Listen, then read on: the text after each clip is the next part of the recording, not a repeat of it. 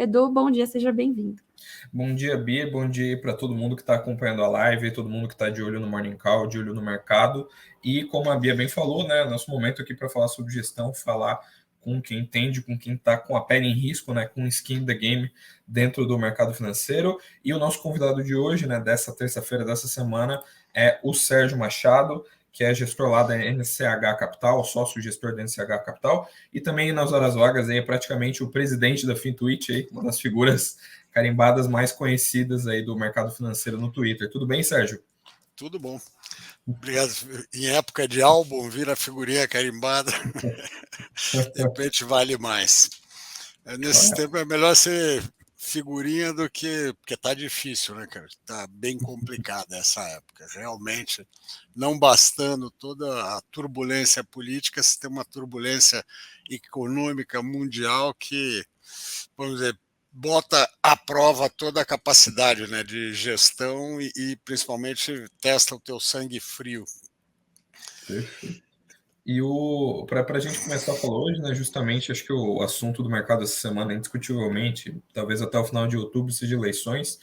E apesar de a gente estar nessa turbulência, como você bem falou, há uns meses atrás a gente via muitos analistas falando que o resultado não era lá uma coisa tão relevante assim, porque o cenário fiscal ia ser desafiador, ia ter muita coisa pela frente no ano de 2023, independente de qual fosse o resultado. Como é que está a sua visão para o mercado e a visão aí da NSH? Como é que vocês estão enxergando esse resultado eleitoral que a gente veio agora do domingo? Bom, eu acho que a primeira coisa, a gente voltar, a gente vinha conversando há muito tempo que a eleição não estava no preço, e essa alegação que não, é tudo igual, fiscal, meio que era uma passada de pano generalizada, né? Eu acho que o mercado tinha meio que claro que um segundo turno era mais provável, e depois, com o tempo, você começa a ter um pouco de estresse no mercado. Justamente quando começaram a ter umas pesquisas a ser contundentes em que a probabilidade da vitória em primeiro turno era cada vez maior, e isso gerou um estresse, né? Você vê que nos últimos tempos você tinha até o mercado local no lado de bolsa e juros ia seguir no mercado internacional, mas você tinha um câmbio se comportando totalmente diferente, né? O câmbio no Brasil ele estava com uma lógica própria total. E isso dava indicação, é o que a gente vinha em vários momentos falou, ó, presta muito atenção no câmbio nessa situação, né? E realmente o câmbio mostrou na ida e na volta, né? Ontem. Eu acho que falar muito de eleição é um pouco de chover no molhado, né? Ontem a gente já viu todas as teorias fantásticas e não fantásticas a respeito. Na verdade, a gente não sabe. Tem uma nova eleição, sempre segundo turno é uma nova eleição. Vamos dizer, o que está acontecendo é que era a previsão, né? Você vai para um segundo turno muito apertado, o jogo não está fechado, e eu acho que o que é bom para o país, pelo menos, foi que ontem o recado, uma hora, é aquela história: não tem cheque em branco, não tem espaço para aventuras populistas e ideológicas, tá certo? Para governar, vai ter que fazer uma composição, quem quer que seja. Você tem um Congresso novo, tem um Congresso não, acho que hostil a aventuras, né, que eventualmente foram, né, até nas entrelinhas faladas, né, de ir contra o fiscal, de desfazer reformas e coisa e tal. Eu acho que o mais importante para o país é ter uma certa estabilidade de regra, tá certo? Você não pode ter alguém que fala assim, ó, que eu vou fazer num conto só depois, não é bem assim, né? Então, eu acho que esse equilíbrio de poderes no Congresso foi muito bom, né? Ele tira o espaço para isso. Agora, vai ser um mês longo, tão em campanha, né? E você sabe que em campanha fala-se muitas coisas, né? Então, eu acho que a gente tem que focar muito lá fora, principalmente. Eu acho que o que fica a lição é isso. não vem no curto prazo espaço para algum tipo de trampolinagem na condução da economia e coisa e tal. Do lado de fora, eu sei lá, hoje para mim tem uma cara meio de déjà vu, né, que de repente até a Beatriz falou too big to fail, caramba, esse too big to fail a gente cansou de ouvir em 2008, não esqueça que o too big to fail foi que criou essa crise que a gente vive hoje, né? Porque a partir do momento que eles resolveram passar pano depois do Lehman, a gente foi entrando numa espiral de sei lá, de leniência, né, dos bancos centrais quando contra qualquer coisa, e de alguma forma em nenhum momento se cobrou dos bancos a conta daquela ajuda que foi dada a eles, né, para evitar a quebra. Eu acho que esse é o maior erro. Se essa conta tivesse sido cobrada em 2011, 12, onde havia espaço para isso, né, talvez a gente tivesse um mundo melhor. Mas também, se a gente falar o que podia ter sido diferente no passado, né, até muita coisa.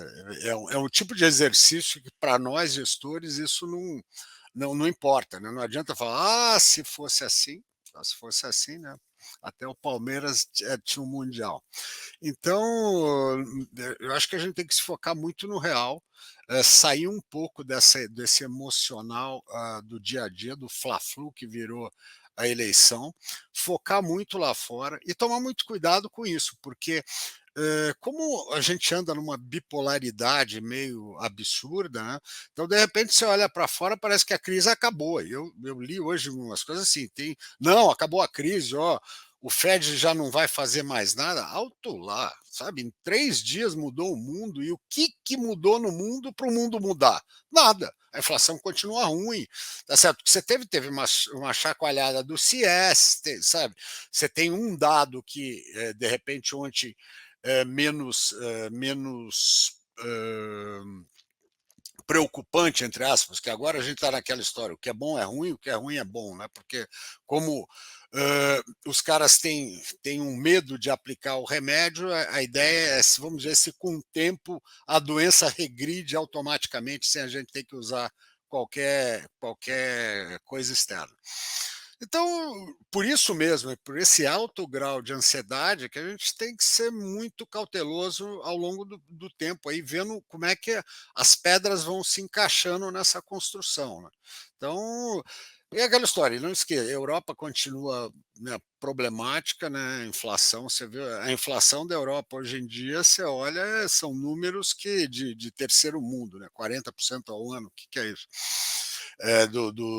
Dos preços ao produtor. Né? Então, lá tem um longo caminho, e diferente dos Estados Unidos, que é uma economia vigorosa e que é quem emite a moeda de segurança do mundo, a Europa são economias esfaceladas, né?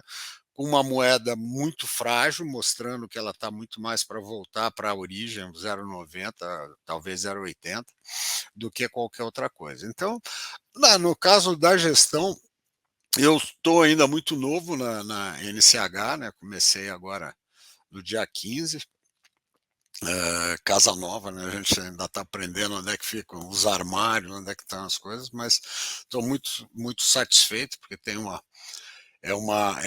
oportunidade grande que a gente está fazendo de desenvolver novos produtos, novas alternativas. Mas, então eu não posso ainda falar assim muito, o que a NCH acha, né? Ainda estou muito novo na casa. Mas a minha preocupação é principalmente o produto principal que eu cuido, que é o Cash, né? O NCH Cash. Que é um produto até que esse ano está fazendo 8 anos, esse mês está fazendo 8 anos de vida, então é um produto que ele prima vamos dizer, pela cuidar, ter um cuidado com o patrimônio, né? Preservação de patrimônio em primeiro lugar, né? Com baixo risco e com retorno compatível com esse baixo risco. Então a ideia continua isso. Eu acho que nessas épocas você ter mais liquidez é vital, né? Então eu teria nas caixinhas onde você tem mais a grana disponível, ter um número maior, porque as oportunidades estão acontecendo, né? No caso, para quem tem carteiras mais rápidas, né? Então tem dado muito giro pelo bem e pelo mal, né? Aquela história. Deu alegria aí nos últimos meses para quem apostou para qualquer bandeira, né? Foi uma guerra meio que sem vencedor no final, mas agora com uma derivada um pouco positiva. A gente pega eu acho importante também que você, nesse meio tempo, né, grandes narrativas foram por água abaixo, porque 2, 3 meses atrás tinha gente falando, não, porque se qualquer coisa, se esse lado for para lá, dólar bate em 7, 8. Eu falo, por que 7, 8? Né?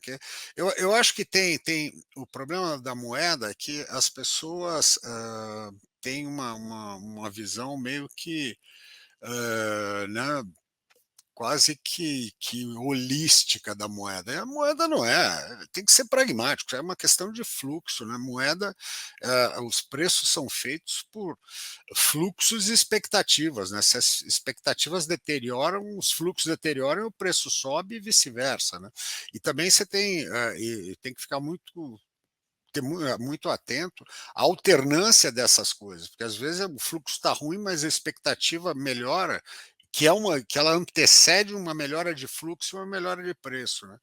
É uma coisa que ele é um mercado extremamente pulsante, né? Você é obrigado a tomar o pulso dele, sabe, all time, né? Então, e você tentar prever preços numa situação tão incerta, não só local como externa, e cravar preço, primeiro que não tem utilidade nenhuma. É aquela história, se você acertar é sorte, se errar é azar, né? Não tem uma, sabe, sem você saber quais são as variáveis que vão ser incorporadas ao longo do período, não adianta você ficar tentando cravar preço de dólar 4 meses antes. Eu não sei como é que o dólar vai fechar hoje, como é que você fala assim? Aquelas coisas, né? Como é que vai estar o dólar no 31/12? Sei lá.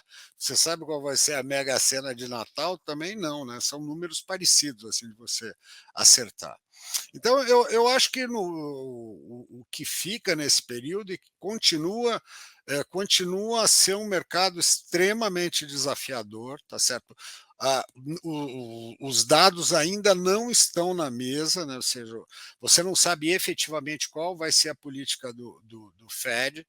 Tá? Tem uma torcida, ou seja, o mercado torce para que ele não tenha que aumentar, mas é torcida, cara, porque por enquanto os dados de inflação, os dados de atividade, os dados de emprego e tal, os dados de salário lá, eles levam para o outro lado. Você continua tendo uma pressão que determinaria que o Banco Central, que o Fed, para ser responsável, ele teria que aumentar mais a taxa de juros, mais inclusive que os benditos 4 que num primeiro instante falou que era o teto, né? Eventualmente ele tem que levar para 5 ou mais. Vontade política a gente sabe que não existe, porque nada se demorou muito, inclusive, para começar um processo que era inexorável, né?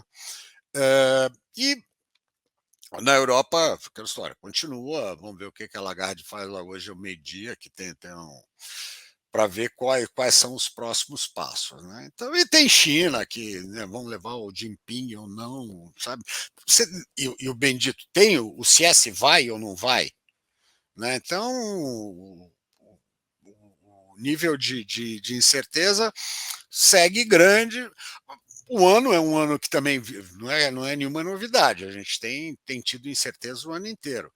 Mas você vê, teve espaços, né, teve momentos bem ruins, né, junho, julho, uma situação onde chegou bem pressionado, e agora teve depois uma lua de mel total, uma acertada, e agora a gente está de novo vamos dizer, numa situação mais confortável.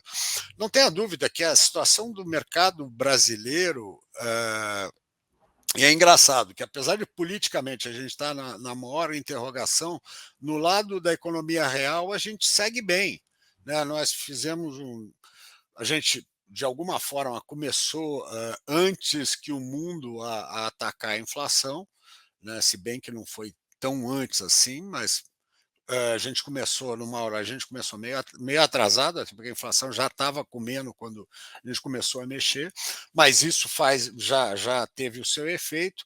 Hoje a gente tem uma vantagem que a gente tem uma taxa estratosférica de juros, não, juro real que não é compatível com a nossa economia, né? Acho que a gente tem uma economia muito mais saudável do que ter que pagar 7, 8% de juro real ex ante, isso aí não faz sentido nenhum.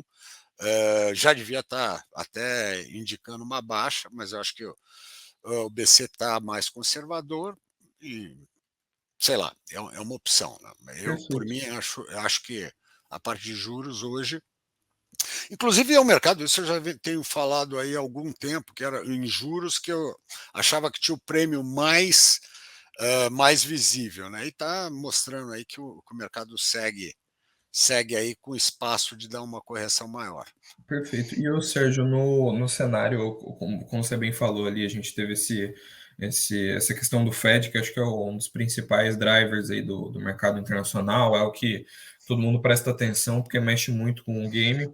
E a gente acabou de ver, né, esse final de semana foi o assunto principal aí nas redes sociais e tudo mais, dessa questão do Credit Suisse, de outras empresas eventualmente sofrerem com aumento de juros, principalmente porque a gente está no caso do Fed especificamente, eles estão no momento que eles estão subindo juros em um país que naturalmente tem juros zero, né? Como é que você vê assim, possibilidade de concreta de a gente ter algum evento muito adverso, de ter alguma. O que você acha que está. O que você enxerga que pode acontecer ao final do ajuste de juros do Fed, assim, em termos de impacto, assim, tem alguma coisa que no câmbio ou dentro do impacto de bolsa que você acha que é muito relevante e que o mercado talvez não esteja precificando? Não, eu acho que por enquanto não, porque, como eu falei, no nosso caso, a gente está com uma taxa tão alta de juros que a gente está relativamente blindado. É lógico que toda saída né, desordenada, aí ele bota né, ele bota uma interrogação que a gente nunca sabe, com porta pequena, como é que o pessoal vai passar por ela. Né? Mas caso não haja um evento desse, que não é Black Swan, porque é meio que é meio previsto, né? Na verdade, Black Swan é muito mais uma imagem de retórica, né? Porque raríssimos são os eventos que acontecem de um dia para a noite, tá certo? Acho que September 11 e tal, são coisas assim, são muito raros. Você não tem. Esses eventos eles são construídos, né? Você vê por que o BCS está desse tamanho? Porque eles têm um excesso de liquidez monstruoso, tá certo? Que gerou, né, espaço para alavancagens brutais. E na ponta final com taxas irreais, né? Então é aquela história. O problema é nível de alavancagem com nível de juros subindo, que apesar daquela história, não é nenhuma alta expressiva se a gente olhar a nossa, mas né, as taxas subiram infinito por cento, que elas estavam quase zero, estão a 4, tá certo? Isso daí, dependendo do nível de alavancagem, falou tchau, tchau, você foi para o Bravo. Então, esse tipo de uma saída desordenada é que eu acho que é o evento mais preocupante. É realmente você ter algum problema maior. Parece que, apesar do mercado imobiliário americano, que foi o driver da crise de 2008, está sofrendo grandes reajustes e tal, o preço de imóvel caindo, o preço de novos créditos subindo no mortgage, mas a gente tem uma vantagem em relação ao passado, que são as taxas flutuantes são bem menores do que eram naquela época, porque naquela época que foi um problema você tinha uma grande concentração de taxa flutuante, nos ajustes de taxa você teve uma pressão muito grande por desova de imóvel, né? Porque na verdade começa a crise do mercado imobiliário, ele não começa na parte do mortgage, ele começa na parte do imóvel, né? Quando você começa a ter um excesso de pressão de venda, né? O estoque cai e a estoque de garantia nos bancos começa a ficar insuficiente, você passa a ter os próprios bancos vendendo, e não só os detentores. Então, eu acho que hoje você tem, então, tem um mercado imobiliário mais blindado lá, que seria um problema maior, e de alguma forma a gente teve já um reajuste dos preços relativos ao longo desse período, né? Em vários mercados, né, de techs, né? Você teve a própria bolsa já caiu, não precisa ter uma queda tão expressiva no S&P, mas você vai vendo no mercado de dívida privada, sabe? Você tem muitos ajustes que já foram sendo feitos, alguns expressivos, né? E que de alguma forma o mercado passou por ele. Eu acho que esse tempo que a gente teve a partir do ano passado, né, de desinflar essas bolhas localizadas foi muito importante. Perfeito. E falando um pouco de câmbio, né, que como você bem citou ali, é mais ou menos o seu tema de sua especialidade, é uma coisa que tem mexido bastante com o mercado. A gente acabou de ver umas coisas bem fora da curva no mercado internacional, né? Então acho que só vendo foi semana anterior ou na retrasada, a gente teve paridade da Libra com o dólar, né? Que a Libra caiu para o menor patamar da história, e como você bem falou, a fragilidade das economias da Europa tem batido muito forte no euro, que também ficou ali fica perto da paridade. Como é que você tem visto assim esse movimento de queda sucessiva assim dessas moedas que estão pro nível para a Europa, né, para economias que estão frágeis, e de uma maneira resumida assim, o que faria aqui no Brasil, em que tipo de cenário você acha que favoreceria o dólar, uma apreciação do real contra o dólar, assim, já que tem muita gente que tem aquela tese de dólar smile, né, de ter que ver um exterior um pouco morno para ver o real subir. Bom, eu acho que é aquele quanto à minha posição quanto o euro, eu te falei, o euro né, a queda em relação ao dólar é inexorável, mas tem um desequilíbrio de economias que não faz. Eu acho que inclusive ele está caro, 97, 98 está caro. A Libra, ela tinha uma posição mais forte, né, historicamente. Aí você teve uma sequência, né, como fala no Sul, sequência de camarão. Tudo foi dando errado, né? Depois que a rainha morreu, parece que o encantamento caiu. Com a troca de primeiro-ministro, você teve já uma nova primeira-ministra com né, uma queda para uma posição mais populista, né, e justamente numa hora que é aquela história, você está aí tentando, né, fechar um ralo que está saindo muita água, e ela chega e abre a torneira. Não tem como. Tá certo? Você tem um problema de inflação, um problema de ter que conter com uma política de juros mais agressiva, e do outro lado falar assim, não, oba, eu vou aqui, vou soltar 200 bilhões de libras em estímulo. Você sabe, lembra que no Brasil a gente fez isso, exatamente isso, né? Subia o juro e abria a torneira, você viu o que deu. Você viu o que deu, aquela história. É só ter uma coisa que a economia sempre, né, as coisas, você tem os ciclos, as coisas não acontecem iguaizinhas, mas tem certas coisas que são muito semelhantes, né? Então, eu acho que aqui é só você olhar para o Brasil que você vê o que é a preocupação nesse sentido. E do outro lado, eu acho que aqui, para você ter um dólar, vamos dizer, ficando de muito mau humor, lembra que para nós hoje muito mais importante que Estados Unidos e Europa é China, né? A gente é um país de commodities, a gente depende do vigor da China para manter o nosso vigor. Então, a preocupação é muito lá. Se de repente você fechar a irrigação de lá, você pode ter uma pressão. E é lógico, fora nossas mazelas, né, internas, que podem pesar em algum momento.